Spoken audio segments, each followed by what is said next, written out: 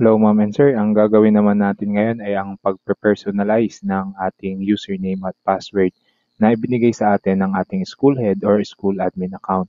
So mag-sign in tayo doon sa ibinigay po sa ating username at password. So naka-default yan dahil actually nireset po nila or unang beses po natin bubuksan. So sign in po tayo.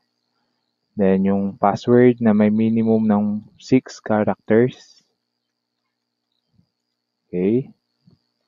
Ngayon, ito po yung makikita po natin. So, ang una natin gagawin is palitan yung ating username. So, kung ayaw po natin ng ating username na lumalabas or ginagamit, then pwede natin yung i-personalize. O kaya, suggestion po namin na wag po nating lalagyan ng school ID yung ating pangalan kasi maaari po na lumipat din po tayo sa ibang school na hindi po natin maiiwasan at syempre po nakatatak ulit po yung school ID na nandito. Pero at your discretion, kung gusto niyo po talaga, then wala naman po tayong magagawa doon.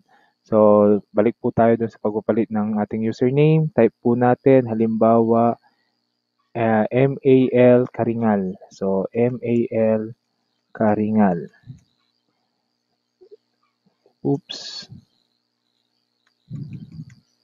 Yan. Tapos, click po natin yung update username. Username change, ang ating remark. So, napalitan na po ang ating username. So, dito, ito po yung nakatatak. Kung i-press natin yung F5, magre-refresh, then ayun na po. Napalitan na natin yung ating username. At kung doon sa password, type natin yung 6 minimum password na gusto natin kung gusto pa na ulit nating palitan. At type natin yung panibago.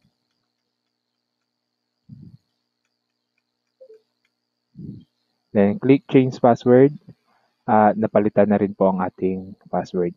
So, yun lamang po at maraming salamat.